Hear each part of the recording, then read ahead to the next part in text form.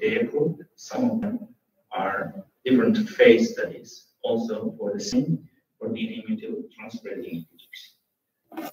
In drug development stages, all these phase studies, initial phases are performed in model systems. Of course, these systems are tested in mice, and, rats, and ferrets, but no new science wants to have more organelle systems and or target cells to be tested in a systematic way, not like whole organism, just a part of organism who has to get these drugs as a target. So in my small testing system, I started these studies in 2015. And of course, I selected best known virus model because such a model study development needs, you have to know the cells very well, the genome, the genomic map, all information possible, and also the virus. And influenza virus is well known, and it is also globally important virus type. It has also 3 different types, and we mostly know the influenza A, and we suffer from it. But these 3 types, those antigenic drift and antigenic shifts, which makes for us a lot of challenge to develop vaccine. Still, there is no effective vaccine for this infection agent.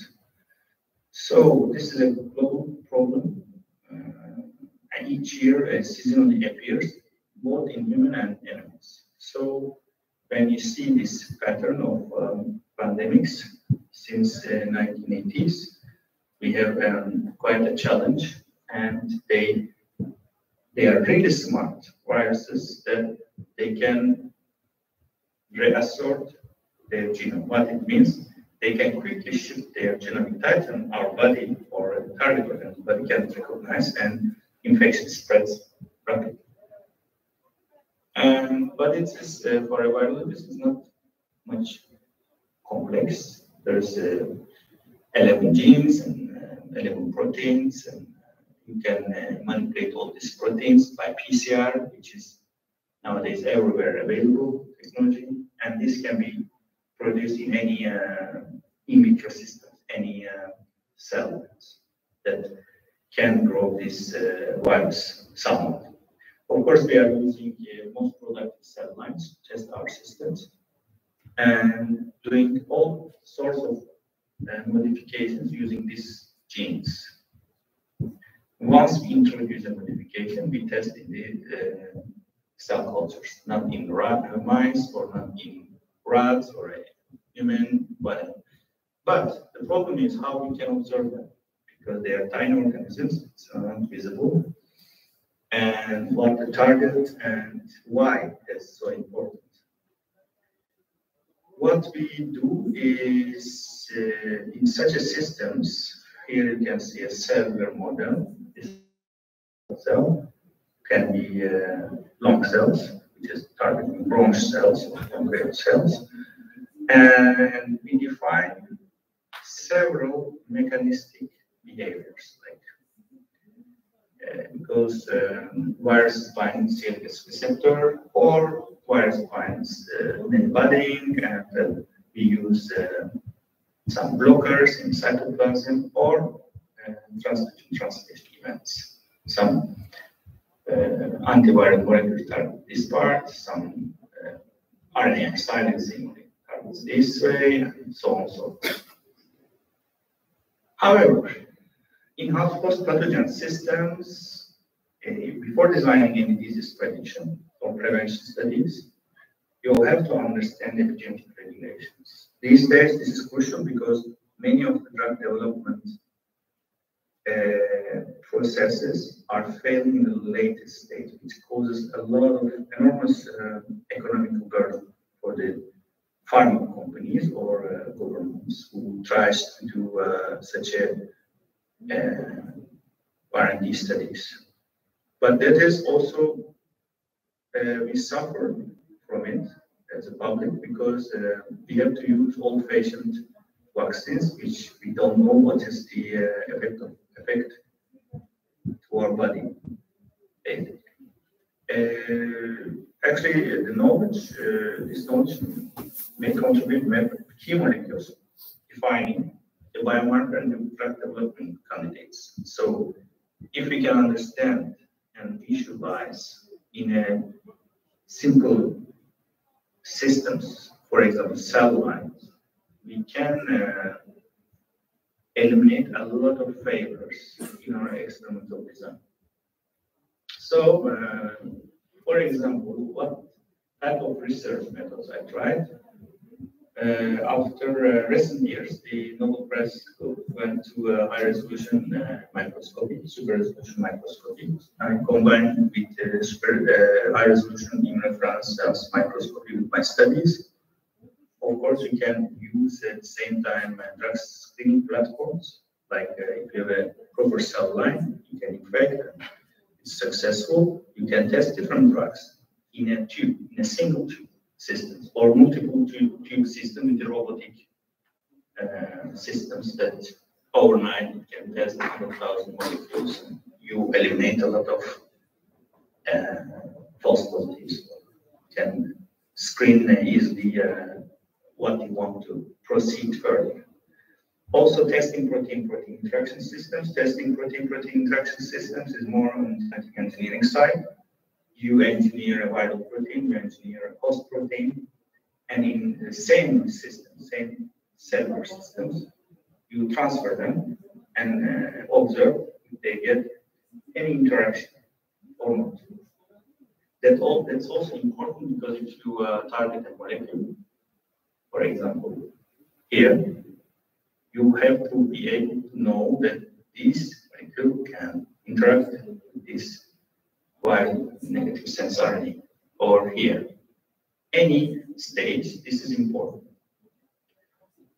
And further, advanced systems like chipsec, like systems, this provides new alternative, but this is the final stage after developing all the model system, test organisms, or the cells.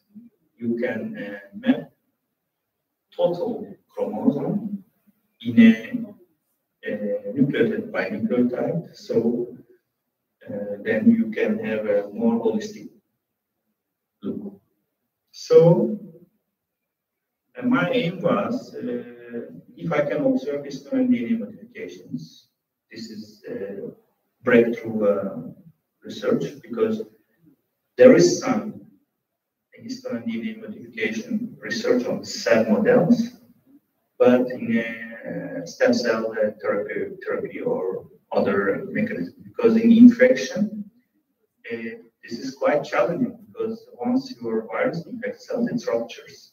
So the cells die at the end, because your model system doesn't support survival and recovery and all that type of internal responses. But this is what we have to know if we can observe or not, and which changes we can map or not. This is important because then you can go to more organic systems or bigger systems that you know what you look for. The second aim was testing effective epi-drugs, because all these epigenetic drugs developed for cancer therapy or immunotherapy is a good target to test if we can see their effect on genome. So this was also an aim. And also I developed, in these model systems that I use, I developed protein-protein interaction systems using viral proteins and the host histone proteins, like cellular histone proteins. Are they interacting or not? And later you can map better. Implementing these techniques in infectious disease facilitates better antimicrobial therapies. So I will give you some examples for how we observe histone DNA modifications.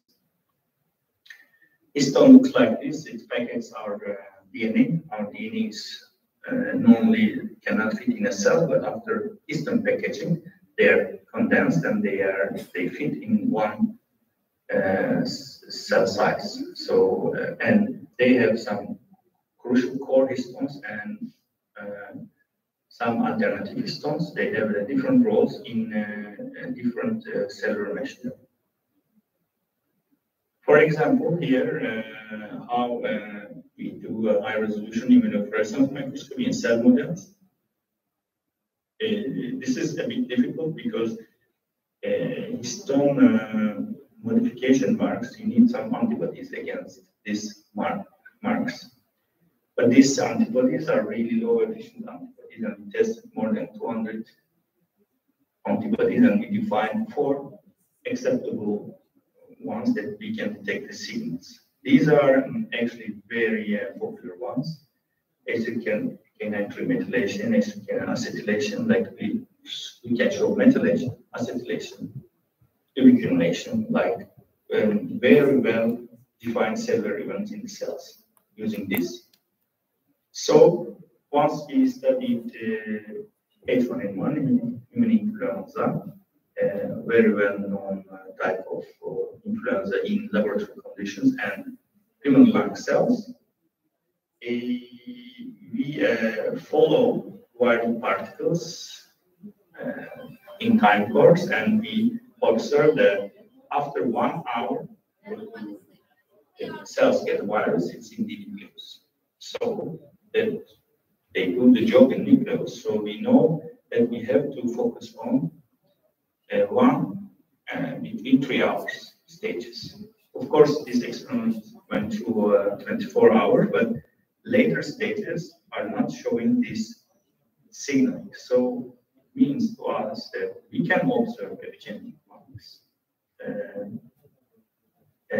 But we have to observe if it is happening during this time frame.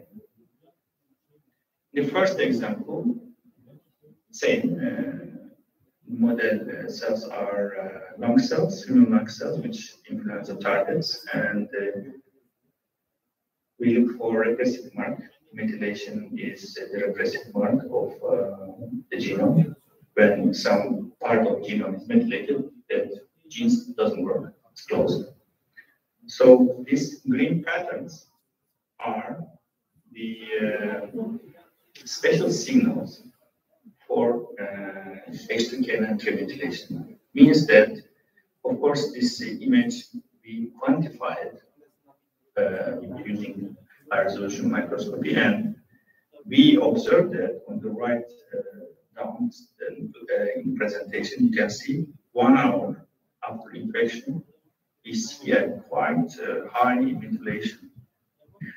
It's very logic because once the virus enters in the cell, it closes cellular control, takes over the control of the cells. It means that if we see some methylation, such as rusting, we have to see acetylation, because if you take a control, you have to open some other parts, which helps you to produce your offspring. Virus needs that, but virus doesn't need the antiviral response of the cells. So this is acetylation. As explained, acetylation is also being increased. The result of these two black and white picture, what we see is we can really see in the cell model that how virus responds in an early stage, how virus can take over the control of the target cells and start its infection. Also, when you start infection, you need to start specifically. This methylation should not be random, should be targeted. That's why I tried another repressive mark targeting other parts of chromosome. This is H4K23 methylation repressive mark. This didn't show any significant methylation means that, yeah, our methylation is really specific for this virus. It's pattern based, knows what it's doing. And also we tested ubiquination, which shows that cellular machinery is still on. Cellular machinery has to be on because the virus needs to produce its genome and offspring. That also very high in the 1 hour after infection. So after all the studies, 2 to 5 years, we show that we can use cell models, cell lines from coronal or lung cells or any relevant cells for influenza infection to understand how virus targets initially and starts infection. This is very important because whole body in human, you cannot test these differences because in your bronch or lungs, there's multiple factors. There's microbiome. There's also a lot of chemicals. Also, different factors coming from the fitness of the person. So, first we have to define which marks are working in the very sterile condition, very simplistic condition, and these markers can be used to map the genome, and we can know all kinds of tricks of virus, how virus takes control of the human body. Actually, this was histone marks, and then 1 layer down, you have also DNA methylation, because when the histone is open, it's a 1 step, and when histone is open, DNA is exposed, and there should be another layer of control, which is DNA methylation. We also want to test, can we observe DNA methylation as well, the genome or genes target points. So there's 2 types of DNA methylation. DNA methylcytosine, the DNA deoxymethyl-cytosine. These are a kind of different meaning in de novo demethylation or else related to more functional outcomes for microbiologists. Here, first of all, I tested all cell model, total, not targeting single cell, just total cell lysis. We check, can we see any changes observed? Yes, we did. It's like similar.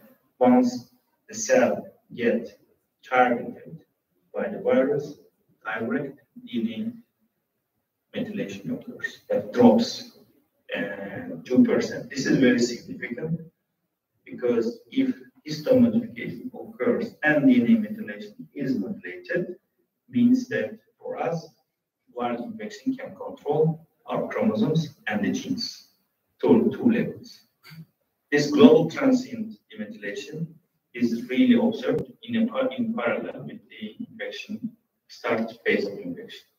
Otherwise, can you hear me, Dr. Ince? You have only 4 minutes to wrap it up. Could you please finish? Can you hear me? I couldn't hear the question. Can you write in the chat or say the sound is not really? He cannot hear me. Okay.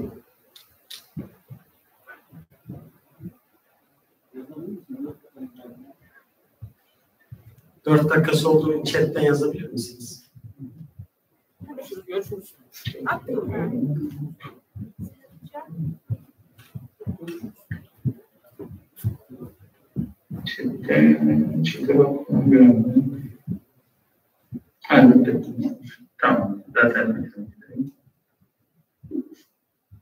We have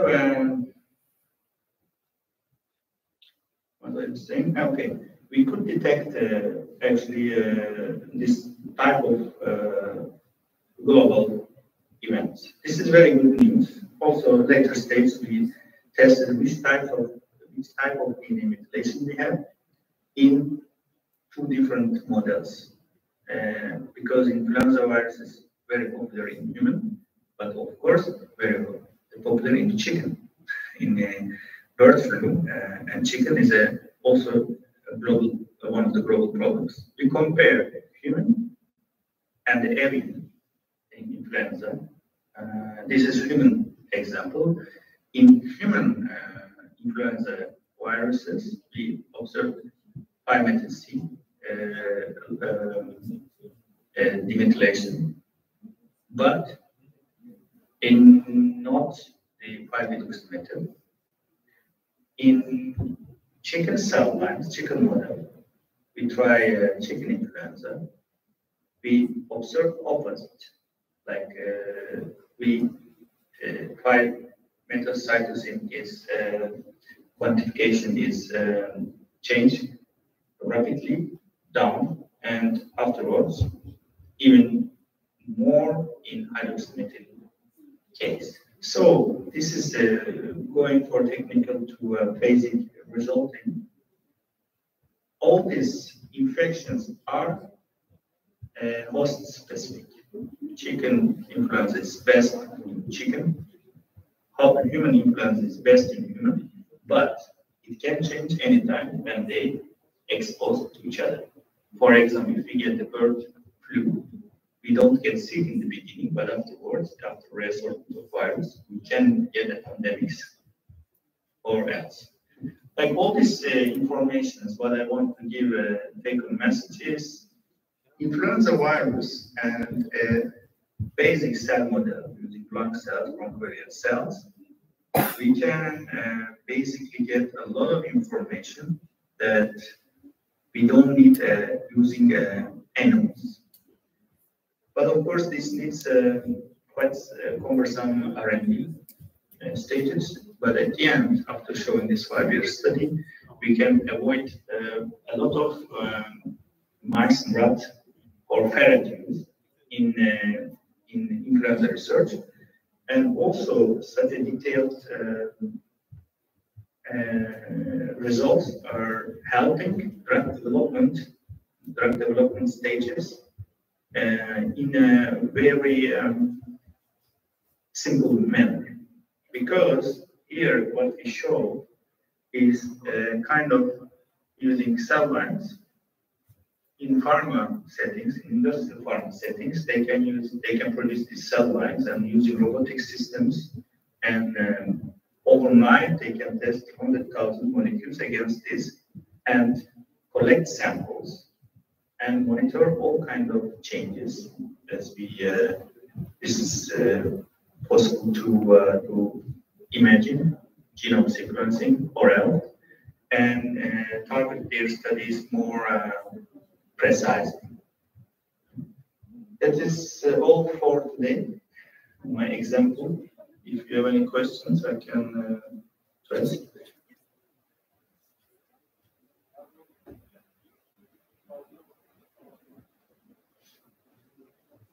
Any questions?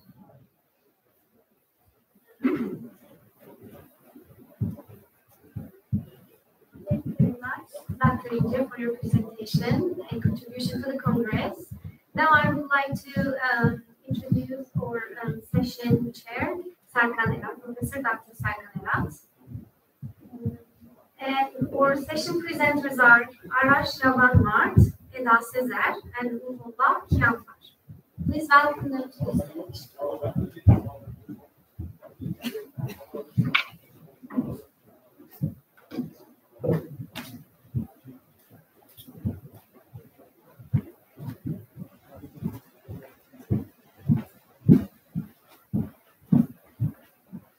Hocam uygunsanız içinde mikrofondan toplantıyı kapatıyorum.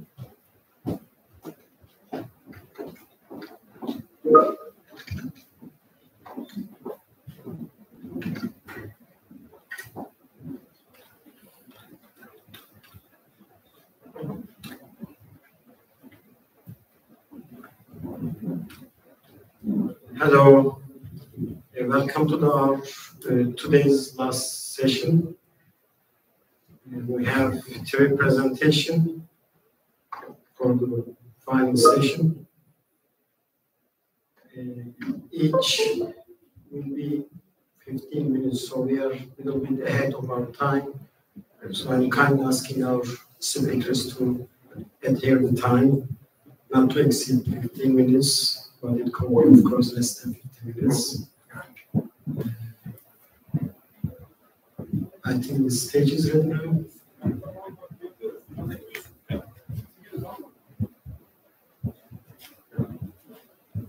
Okay, so our first presentation is from the Tebrizina. Araj Javanwart will be present. The level of inbreeding in 4 geographic distinct population of Holstein cattle, mirrored by genome-wide DNA profiling. Please go ahead.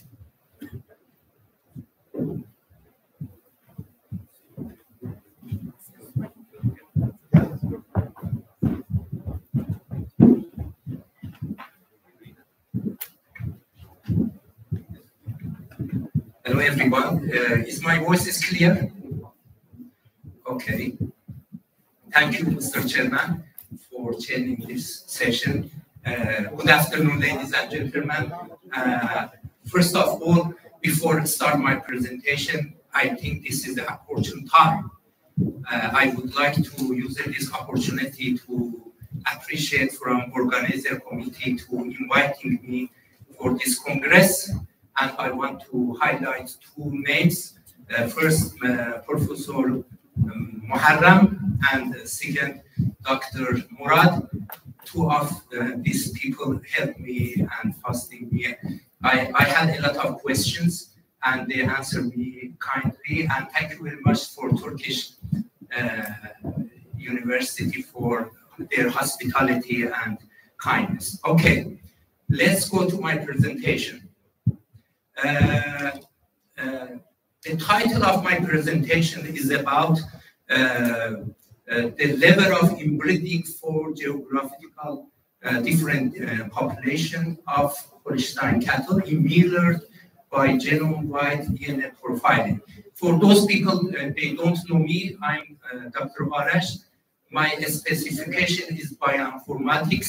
I spent long time experience travel to different countries, for example, Malaysia, Singapore, and last location I was, Sydney University, bioinformatics in Sydney University. So today I'm gonna to discuss about very sweet story, Holstein cattle and large data analysis.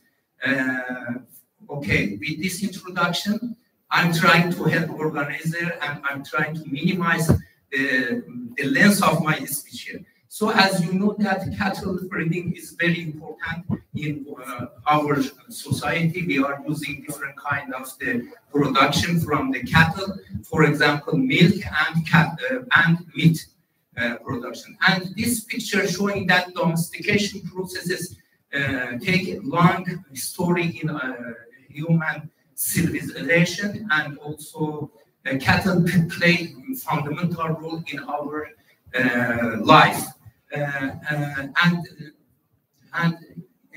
I'm trying to specific talking because my professor in University of Sydney told me if you want to speech, you must raise one question and don't go to the theory. You must first try to design one practical question, what you want to do and why you want to do this research. So as you can see here, we have the geographical distribution of the Holstein cattle in different kind of countries. The most of the USA and European country, they have a strategy to increase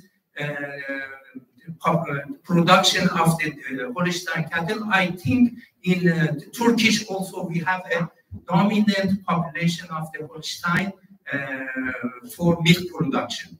And in Iran also in different kind of the province we have Holstein cattle. Most of the farmers, they prefer to breed this breed because this breed significantly carry the long and large scale of the milk production in between the other cattle. So as you can see here, Holstein is most important cattle in the life for milk, but we must know both sides of the coin. It means that if we focus to one breed, we have negative consequences also for this breed. For example, the genetic disorder and disease. And because we are using the artificial insemination, it means that we distribute one semen for breeding of the large and 1,000 cows in the different part of the Iranian province, and it caused a lot of problem for us. And if you are not believing my talk, you can see the slides. This slide belongs to the offspring of the most cattle, and you can see that most of the cattle carry high products cattle. They carry the, how to say that, heterozygote genotype for the disease and disorder. And we will try to solve it. So if we use it, if repeatedly we use it, rapidly we use it one bulls for artificial insemination, what it make negative consequences. It means that inbreeding, it may decrease the survivability, less diversity, and blah, blah, blah. So I'm not going to talk long about, because we have a limitation time, I'm not trying to talk more about literature review. Let's to see what I did in my project. So genetic diversity, it is main factor, and immigration, inbreeding, mating system, mutation, genetic drift, and Mendelian sampling, bottleneck, and reproductive biology play the fundamental role to increase genetic diversity between the individuals in one population. So that's why in the genetic population, we are looking for the DNA level polymorphism between the population and within the individual inside the population. So nowadays, this is a message for those smart students want to work about genetics and bioinformatics in their thesis or research.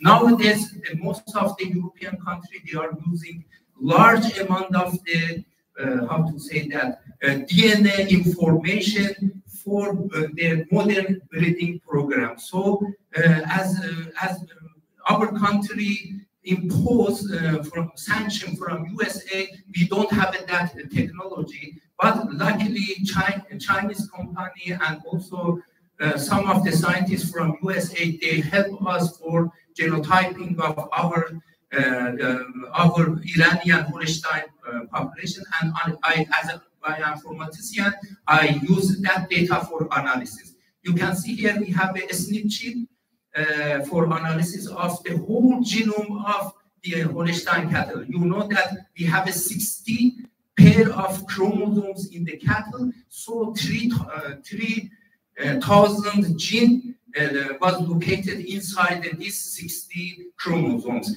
And in this project, we genotype all of them for our population to see that what happened inside the genome.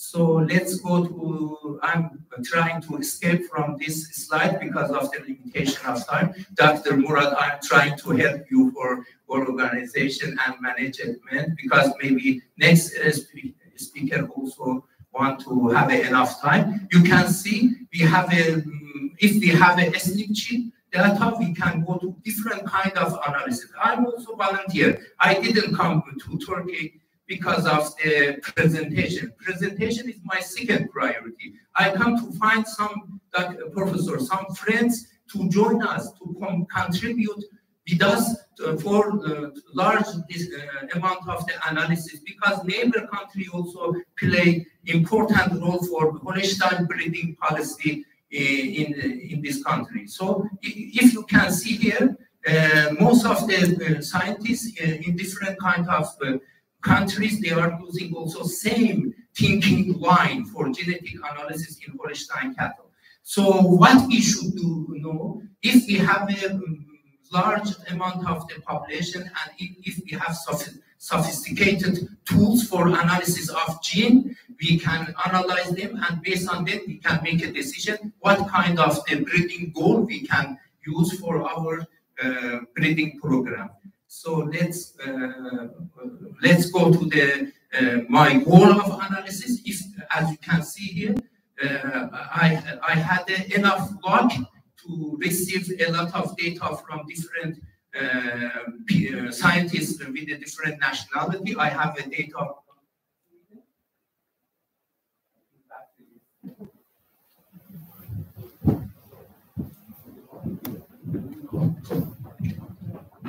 Sorry for interruption.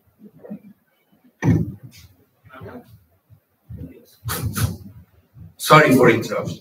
Okay, so different kind of the sample from French, Canada, Poland, and also from Iran. I analyzed them. Why, Professor, I analyzed them? Because I want to know what kind of the company for semen production can help my country efficiently. Because if just you use one country for importation and exportation of the semen, it make a lot of problem. Because you intentionally, you are going to lose your genetic diversity. That's why that is my goal for designing this project. So, as I said to you before, I received a lot of data. I sent them for quality control because raw data quality control is very important for us. I analyzed them, and after that, I use a different kind of the bioinformatics tools for analysis of the large data, and now we have a tsunami of the data for genetics. I analyze different kind of the country, Holstein population raw data, and make a conclusion how it looked like. So this is I'm not going to go to further talk because of limitation of time. I just try to say that in population of the genetic, we must produce some population index, and based on that population index, I must go to final conclusion. And you can see here, one of the important parameters is FST. It means that if FST is high, it means that we have inbreeding, and if low, it means that we lost our population inbreeding there. So as you can see here, next generation sequencing data can help us for make a decision globally about our Holstein population. And this is all my result. You can see here different kind of population, Holstein population in different countries. They have a different kind of the advantages. It means that for your own farm, sometimes you must use one company semen, and for second time you must change your company. You must change your policy and use another company. And this is the all analysis data. I don't know if you are familiar or not. This is the ICVAS data, genome-wide association data, and it can show that those points exceed from the line. It means that that kind of the gene important for controlling of that investigated trait. And after producing the raw data and raw outputs, you can go to the further analysis, networking system and system biology and also ontology to see what kind of the gene between this significant gene play fundamental role for milk production. And this is some of my outputs.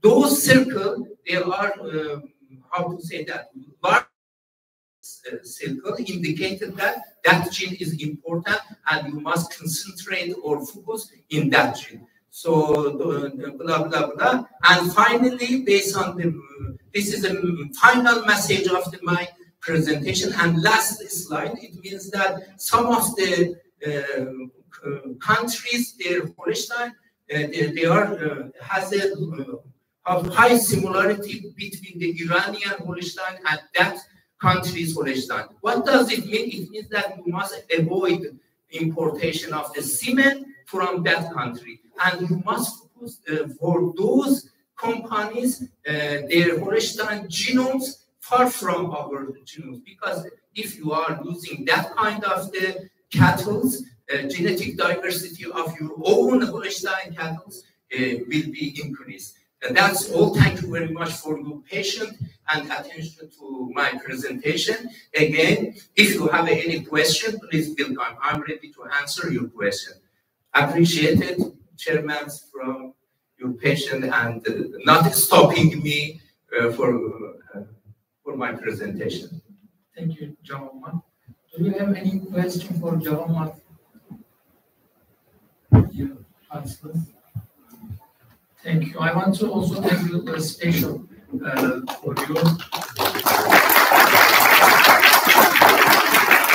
to say good words about our university and me. So thank you, Devamı.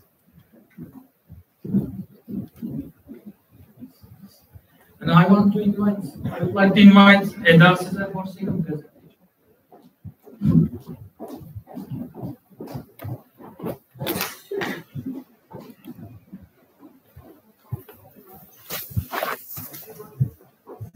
Okay. Second presentation.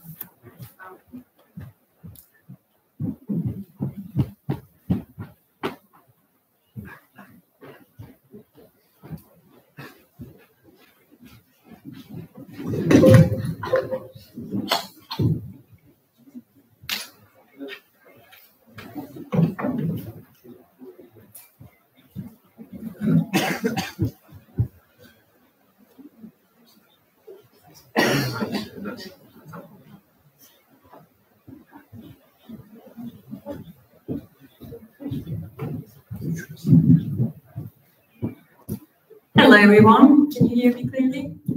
So, my name is Eda Sezer. Today I'm going to talk about my PhD project, which I did at University of Southampton in England, UK.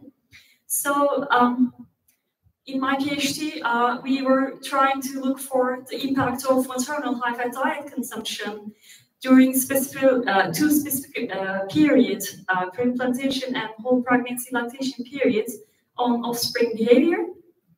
So here is my outline. First, I'll give you some background information. I'm going to talk about Barker hypothesis and developmental origin of health and disease concept that we used in our project. Then I'll try to explain the importance of these two periods. And then I'll tell you the importance of high-fat diet and its relation with obesity. Then I'll explain in the literature information how the maternal high-fat diet consumption affects the offspring brain. Hopefully, I'll explain our mice model and give you some behavioral data. First, I want to mention David Barker. He was actually one of the two reasons that I chose Southampton when I was looking for my PhD. He actually one of the most influential epidemiologists for our times, and he was working the data in the poorest region of England. And he found a correlation between prenatal nutrition and later on dying from cardiovascular disorder. And he suggested that fetal undernutrition, especially in middle to late gestation, resulting in disproportional fetal growth and characteristics such as small size at birth. And this later programmed the cardiovascular disorder in their future life. And later on, Barker hypothesis named differently the fetal origin of adult disease, and then later on they named this theory developmental origin of health and disease concept. So basically, this concept addressing how nutrition during critical window of development affecting offspring future health. So we choose two periods. The first one is pre-implantation period, which is the first 3.5 days of the mouse pregnancy. It starts with the zygote formation to the blastocyst formation. And it's really important because self-weight decisions are actually happening during that stage. And we know there is no direct link between moms and offspring, but somehow embryo can sense the altered environment and react to that. Our second period that we choose in our project, whole pregnancy and lactation period. And we know moms provides the first environment for the offspring, and this is there is biocommunication between mom and the offspring via placenta and milk. Maternal substance such as peptides, hormones can pass through the moms via placenta and milk. And if there is altered environment during those periods, and somehow embryo can adapt this, adjust themselves this altered environment, and to be able to survive in a less optimal environment. But you know, David Barker and his colleague was working with the data coming from family study after the post era. But if you look at now, it has less relevance in our world because we are suffering from obesity. And if you look at the data, there are 2.5 billion people are suffering either being overweight or obese. And this is not just for adults, also children are suffering from that. And for our project, we are looking for the mom side of the story. And for example, if you look at the data, obesity is actually in the 25% of the pregnant ladies in the UK. So, and what is obesity? It's actually excessive fat accumulation in the body, and consumption of the high-fat diet is one of the main reasons. And diet containing the more than 30% of total energy is the reason for development of obesity in human. But it's so difficult to work with the human data. That's why we are using the marine models. And if you look at the literature, animal studies, if you want to work on obesity, it's changing 30 and 78% of total energy intake in terms of fat. And we know from the literature, and there are a lot of research saying obese mom children and high-fat diets induced obesity studies are showing that offspring coming from those moms have increased risk for depression, attention deficit and hyperactivity disorder, anxiety, even schizophrenia. And these disorder is not only affecting the people, it's also affecting the society. So considering all those factors, we wanted to identify the possible effects of maternal high-fat diet consumption during those periods, and we are not making an obesity model. Remember the David Barker, because they were working only the confined period, and we just want to analyze how these is going to impact on offspring learning, memory, and social behavior. And we wanted to characterize the sex differences in those measured parameters. First, I'd like to explain our mice model. We are using MF1 outbred species, and we have 3 different groups. The first one is the control group. We are feeding the moms, pregnant moms, 12 standard diets, which is the 7% of kilocalorie of fat. Our second group is the embryonic high-fat diet group. We are just feeding the mom with the high-fat diet during only pre-implantation period, and then we switch to their diet to the 12 diet. And our third group is the high-fat diet groups. We fed the moms with the high-fat diet during whole pregnancy and lactation periods. Then moms give birth, and you know it's so difficult to arrange the offspring number. So that's why we normalize the offspring number to the 6 to adjust their lactation demands. We left 3 males and 3 females per group. Then during the lactation period, which is the 3 weeks in the mice, then we wean the offspring from the moms, and we started feeding them with the 12 standard diet. Then they have 15 weeks of life period, and we weight them in a weekly basis. Before I explain my result, it's a continuous study, and my colleague Diego, he was working with the same model, and he actually found so many data, but the most important thing that we want to focus on the behavior part, he found there's altered neurogenesis in the offspring coming from, especially male offspring, coming from the high-fat diet moms. So we decided to testing the offspring starting with week 4 until the week 15. So my colleague, Irene, we were working on the same animal model, and we started testing the offspring. I don't know, can you see that the blue lines, I highlighted them, made by me, the rest, she was responsible. So I'll explain each test individually, and I'll give you the results later on. So we started testing them with the open field test, novel object recognition test, elevated plasmids, and their adolescent period, and then we repeat those tests when they reach adulthood. And also we did the T-maze and social interaction just once. And at the end of the 15 weeks, we collected all the tissues. So here's a result. You can see the males and females offspring body weight changes throughout their lives. If you look at it week 2, 3, and 4, you can see offspring coming from high-fat diet groups, they were actually heavier than the control. And the rest, especially males offspring from embryonic high-fat diet group, they didn't show anything differently. But the females offspring coming from embryonic high-fat diet group, they were actually thinner than the control in their adulthood periods, such as in week 9, 12, 13, and 14. So we kept testing them in open field tests. What is this test? We are using to evaluate their locomotor, explorative, and anxiety-like behavior. So we did this test in week 4 and 10. We just tested the offspring for 10 minutes, and we are using a software to track the animal. So software gives us the whole distance traveled, ambulatory count, the speed, resting time. So basically, we are just putting the animal inside of this base and then letting them to explore and doing those behavior. And then we analyze the result as first and second 5 minutes. And we use a hierarchical linear models for the comparisons. And if you look at the data results, you can see that males offspring coming from embryonic high-fat diet group, they're actually traveling less, resting more, and moving less compared to control, and they're jumping less. Their both locomotor and explorative behavior changed.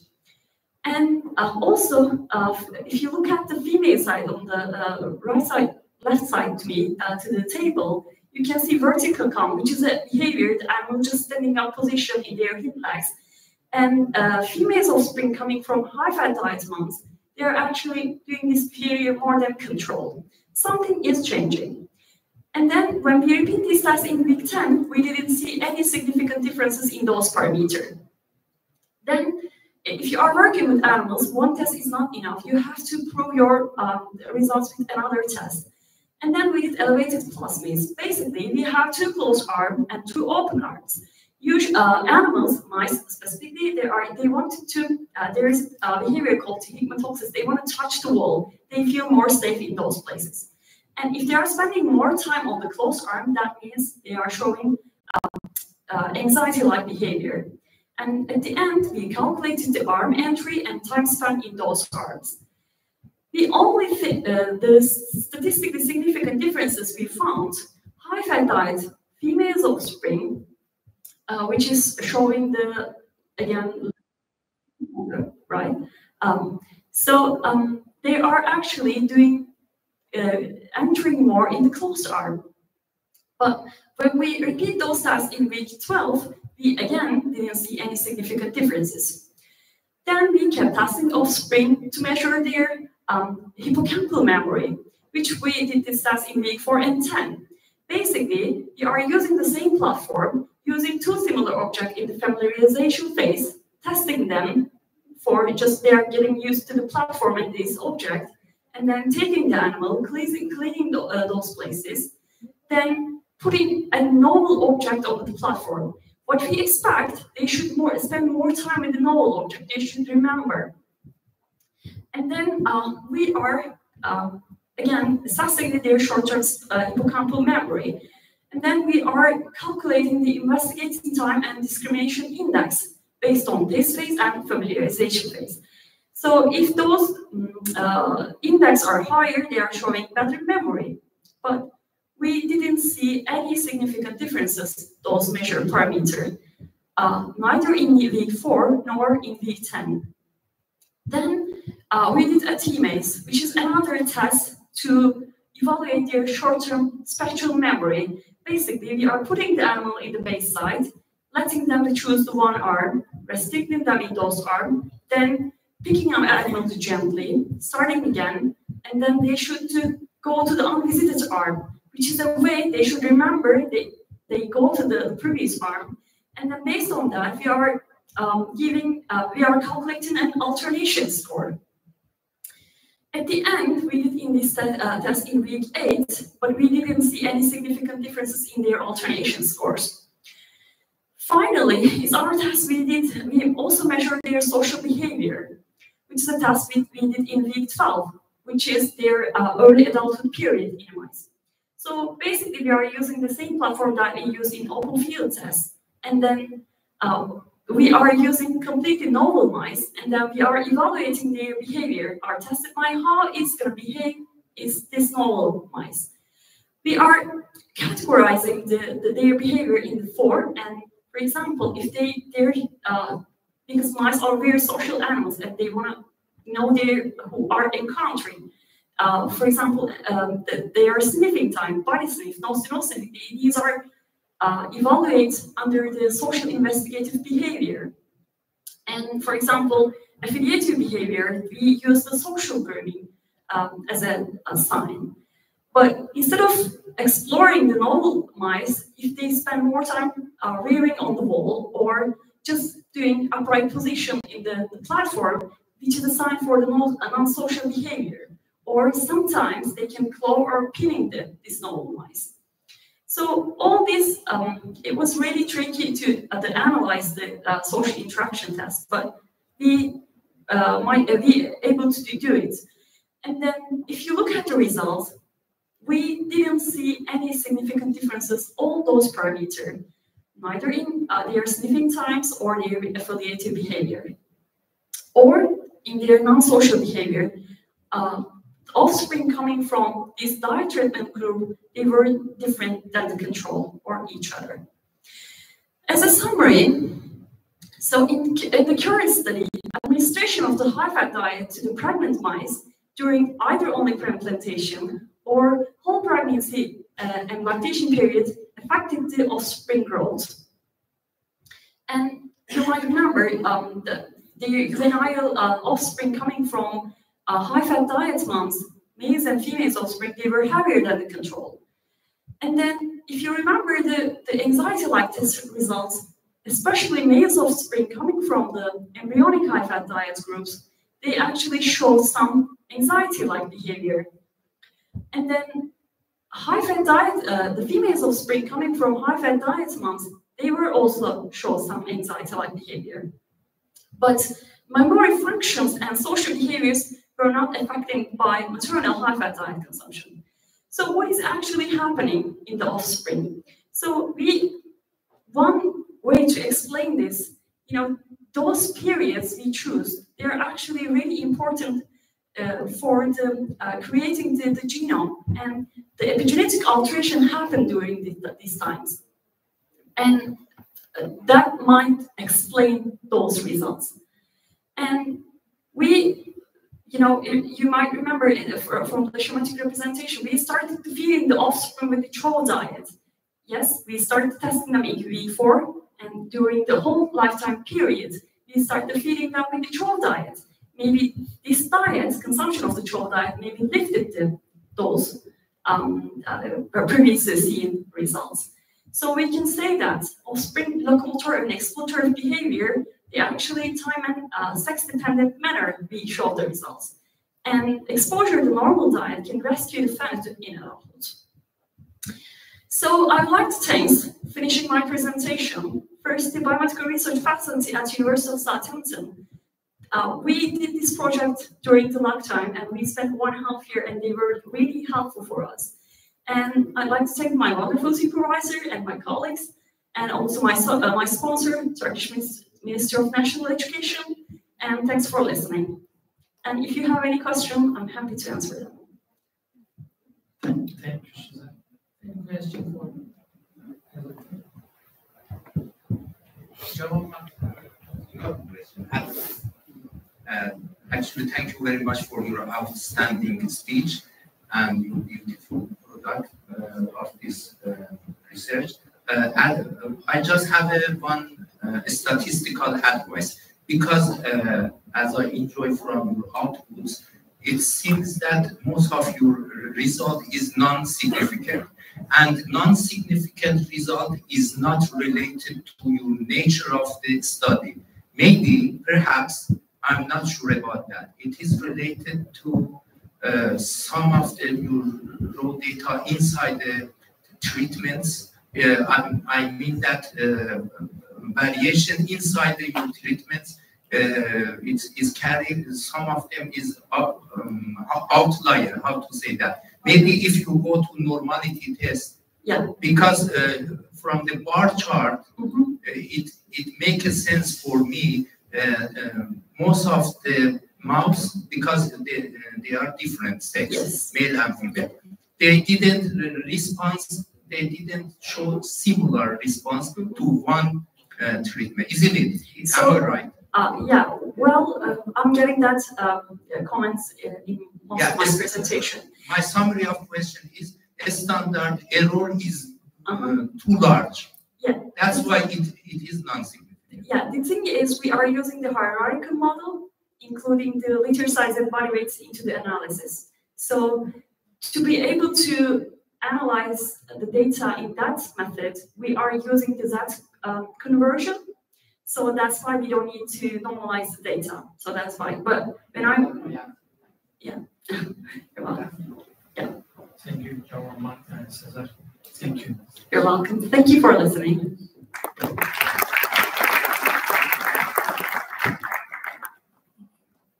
I would like to invite Kian for his presentation and last presentation.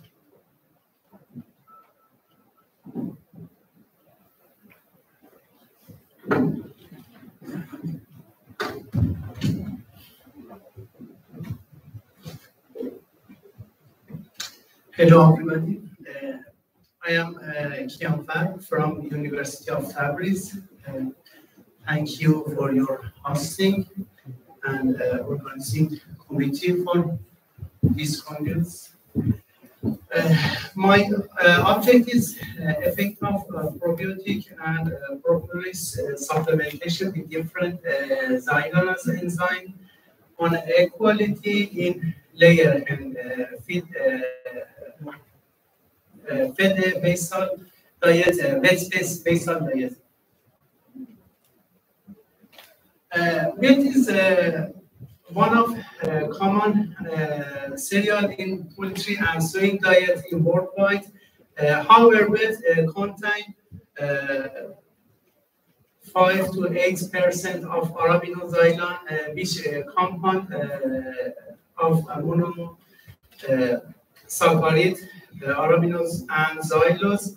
Arabinoxylan as a main compound of the wheat cell wall exhibit anti-nutritional factor, anti-nutritional effect similar to beta-glucan in barley. Non-starch polysaccharide such as arabinose is a large molecule that absorb or trap water and increase the viscosity of intestinal digester. This evaluated viscosity reduces the diffusion of digestive enzyme and nutrient, and finally reduce absorption and digestion of nutrient. Soluble LSP encapsule nutrient and disrupt gut physiology, leading to reduced nutritional digestibility and lower metabolizable energy and increase feed conversion ratio. Propolis as a potential solution for anti-nutritional factor of NSP. Propolis are now also known as a B group, is a resinous component collected by honeybee from plant buds and leaves. The composition of propolis is very different based on region and honeybee race, but it's contain resin, wax, fatty acid, oleic acid, pollen, trace mineral and organic component, vitamin, and some of mineral. Resin contribute flavonoid and phenolic acid with unknown antimicrobial and antifungal property. Propolis potential to mitigate the negative effect of NSP in pet-based diet due to its bioactive component, which may enhance gut health, nutritional digestibility, and overall bird performance. To this aim, we evaluate the synergistic effect of propolis and probiotic supplementation with different level of xylanase enzyme on equality of laying hen. For this purpose, we use the experimental design three multiple tree factorial arrangement with 9 treatment diet. This experiment was conducted in the research farm of Lake in the University of Paris. You can see a picture of this farm. Treatment include 9 treatment. We have for investigate the effect of propolis and probiotic on NSP effect in lake. Fit ingredient and composition of the control diet that is added enzyme and propolis and probiotic to this baseline diet for lake hen. Traits measured during this experiment include shell quality, internal quality of egg, and production performance such as feed intake, egg production, FCR, egg base, and other things. Tools and methods for measuring egg quality shown in this slide as a picture. You can see this slide. We use cryogenic milling for converting resinous propolis to powder. In previous session, Dr. Besharati said about propolis, and he used butter extract propolis. But we use propolis, complex propolis as a food. For this reason, we freeze propolis in nitrogen, liquid nitrogen, and then milling to converting resinous propolis to powder. Result and discussion was additive propolis and probiotic significantly increased production percentage, show this slide significantly, and enzyme had a significant effect on production performance, production of egg, but have a difference between level of enzyme and 500 ppm enzyme have a better function in this trait. The interaction between enzyme and additive was significant, and best treatment in this session is a 5% enzyme plus propolis that have a more product compared with control group. Propolis significantly increased weight of egg compared to the control group as shown in this slide. The enzyme level also had a significant effect on egg weight, and increased egg weight in 500 ppm enzyme and propolis. The interaction effect of propolis and interaction effect of additive and enzyme was significant on egg weight and same as egg production. Treatment contained 500 enzyme and propolis had a better effect. We mentioned half unit. Half unit is a system for analyzing internal quality with using equation half units. We can measure it to evaluate internal quality.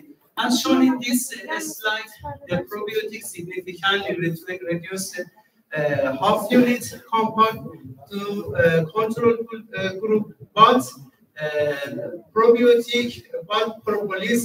increased half unit significantly compared with probiotic diets.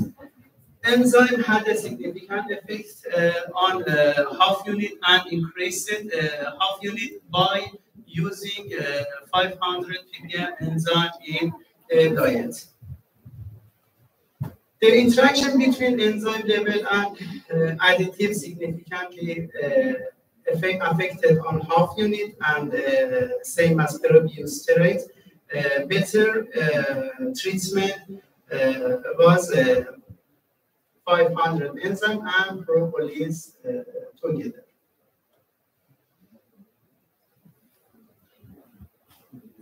The yolk color index measured with fine color rush index. Propolis significantly increased yolk color compared to the control group, as shown in this slide. This effect due to pollen in propolis. Propolis contain some pollen and pollen contain carotenoid. Carotenoid can increase egg yolk color. Enzyme have a significant effect in this trait and significant increase in egg yolk. The interaction between enzyme and additive was significant, and best treatment in this trait, same as other trait, was 500 ppm enzyme and propolis together. The effect of adding propolis and probiotic on eggshell quality or egg thickness was not significant, and all of treatment have the same thickness of eggshell. We measure a specific gravity for analyzing egg quality and some of the internal quality with salt solution. The type of addition and additive and had no significant effect on a specific gravity, but enzyme have a significant effect on a specific gravity, and enzyme significantly increased egg specific gravity due to increasing the digestibility of nutrients and absorption of nutrients such as calcium, phosphorus, magnesium, and other minerals. Conclusion: this study demonstrated the potential benefit of propolis and probiotic as a dietary supplement for laying hen, vet-based diet BAS additive significantly enhance egg production percentage compared to the control group, with propolis showing a more pronounced effect on increasing egg weight and yolk color.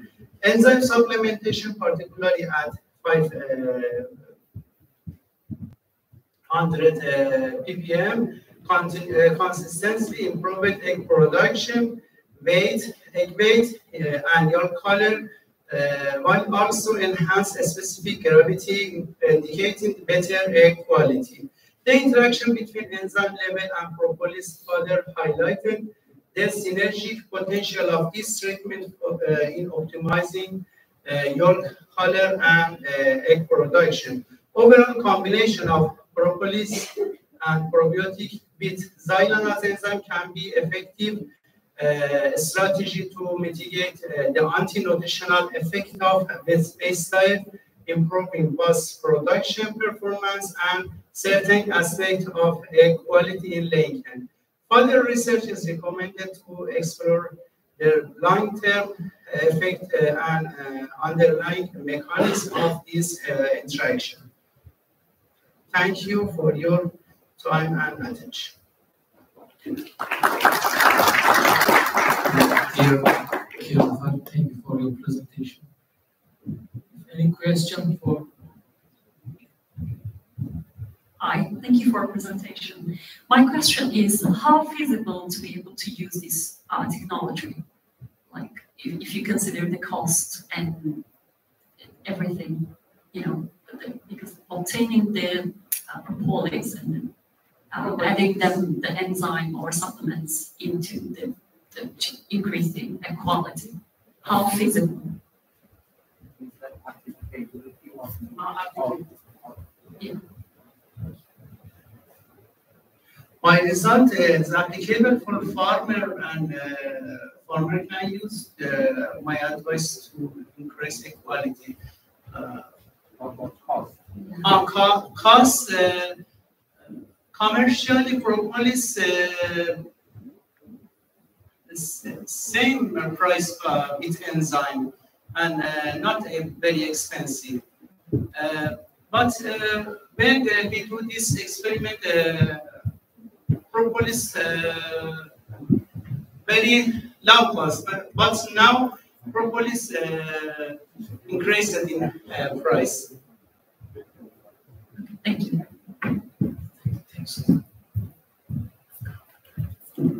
Thank you, Cameron.